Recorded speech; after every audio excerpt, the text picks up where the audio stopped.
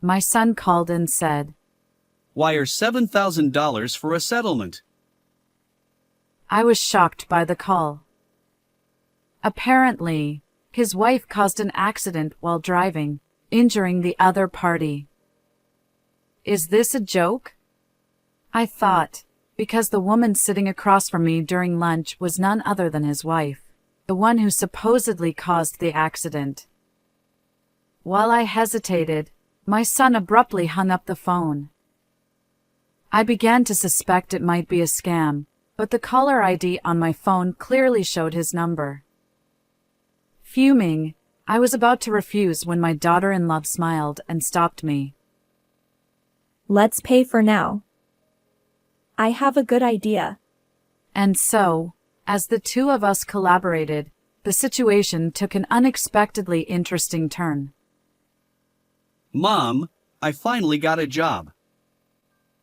My 32-year-old son George happily reported to me. I replied, "Oh, that's great." George had spent a long time as an NEET or part-time worker, and honestly, I had almost given up hope that he'd find a job. So, I felt a huge sense of relief.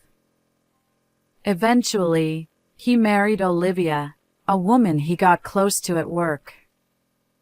Despite being 2 years younger than George, she was responsible and had a pleasant personality. We never had any mother-in-law-daughter-in-law issues. Although George and Olivia didn't live with me, Olivia and I occasionally had lunch together. I thought, with a capable daughter-in-law and George having a respectable job, I can finally relax, but then. Before marrying Olivia, my son had a troublesome habit. Despite having no income, he was careless with money and impulsively bought whatever he desired. He even stole money from my wallet a few times. Why would you do such a thing? I sternly scolded him, trying to get an explanation. But my son just pouted and turned away, refusing to speak. Taking money from your parents' wallet, acting like a child even at this age, I couldn't help but cry, feeling embarrassed. Given that experience, I was a bit anxious about my son's married life with Olivia. Hey, Olivia. How is George doing? Is he causing you any trouble? Oh, not at all. I worried that he might take money from your wallet or do something wrong. Olivia assured me, flexing her arm as if to emphasize her point. It seems my son's household is under Olivia's capable management. Oh, that's a relief. With you, everything will be fine. I sighed, grateful that George had found a good wife. One day, while having our usual lunch together, my daughter-in-law and I were enjoying our meal. Suddenly, my phone buzzed in my pocket, and when I checked the screen, it displayed my son's name as the caller. Hello? George? What's going on? Why the sudden call? George's voice sounded urgent, and I braced myself for bad news. However, his next words plunged me into a whirlwind of confusion. "Listen carefully, Mom. Olivia had an accident while driving. What? The other party got injured, and they're really angry. They want us to pay $7,000 as a settlement." I glanced at the person sitting across from me, the bewildered expression on my daughter-in-law's face. George. Anyway, if you can arrange the money, let me know right away. Bye. He hung up abruptly, leaving me stunned.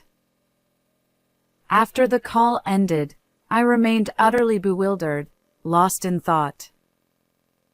Olivia had an accident? But she's right here. I wondered if my son had misunderstood something, Yet there was an odd tension in the air. Mom, are you okay?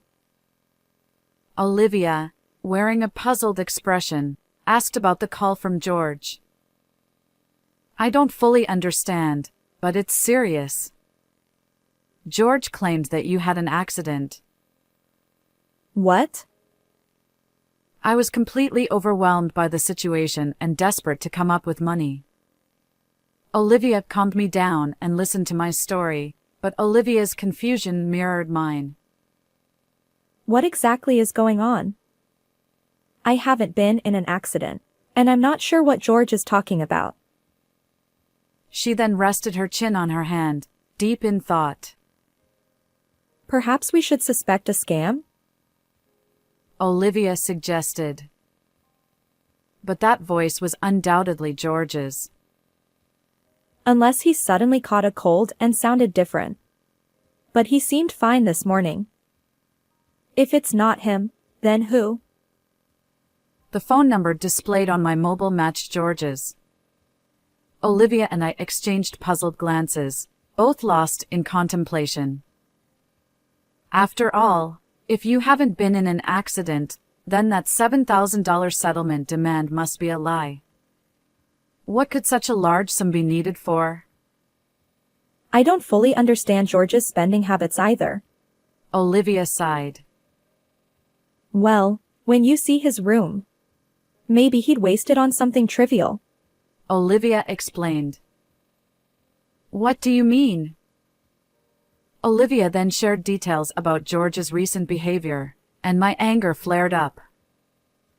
George did that? Unbelievable. I won't stand for it. I grabbed my phone, intending to call George and give him a piece of my mind. But Olivia gently stopped me with a smile. No need. Let's pay first. Why? I've got a plan. Olivia said, her eyes twinkling. Hearing her revenge scheme for George, I couldn't help but grin. That sounds intriguing. Let's teach him a lesson. Exactly. It's time to put him in his place, Olivia declared. And so, Olivia and I joined forces, ready to leave George speechless. 3 hours later, I pretended to be deceived and called my son back. I've got the $7,000 ready. Let's meet in person for the exchange. Wait a minute. I said to wire the money. No, it won't work that way. Nowadays, banks scrutinize large wire transfers. It's more reliable to hand it over directly. Okay. Where should we meet? I specified the meeting location and prepared a paper bag with the $7,000. Sorry for the wait. My son appeared awkwardly, accompanied by an unfamiliar man. Who's this? I'm James. I'm the one his wife hit with her car. The man claiming to be the accident victim, James, had a rugged face with visible scars. However, those scars appeared old and not recent. Moreover, it was evident that he wasn't an ordinary person. George grinned, relieved. Good. You brought the money. George then demanded. Hand over that $7,000 to me. Before that, I have a question. I glanced between the alleged victim and George. Our apologies for any inconvenience caused by Olivia. Could you provide details about the accident? Come on. Does it really matter? It does. We might be eligible for insurance compensation, and we need to understand what happened. James narrowed his eyes at me, looking annoyed. Look, I was suddenly involved in the accident, so I don't remember the details. Yeah, I wasn't with Olivia, so I'm not sure. Isn't that strange? How could both of you know that she caused the accident in that state? I placed my hand on my hip and tilted my head, feigning curiosity. Wait, could it be that surveillance cameras or dash cams captured the incident? If so, could you show me the footage? Listen, lady. You've been nagging incessantly. Are you suggesting I'm lying? The self-proclaimed victim's low voice carried a threatening tone. Although I felt fear, I couldn't back down now. I don't want to assume you're lying. I'm simply asking for evidence if you have any. Summoning my courage, I continued to lock eyes with James. In the midst of our standoff, my son interrupted our conversation. Mom, stop it. Enough. Just hand over that $7,000. His face clearly showed fear. Yeah, right. There's no evidence. After all, I didn't cause any accidents. Then, George was utterly shocked by the appearance of someone. Olivia? Why are you here? I didn't mention it, but when you called me, Olivia was having lunch with me. George stammered. That's absurd. I didn't hear anything. As my son retreated nervously, both Olivia and I closed in on him. Why lie and make your mom prepare $7,000?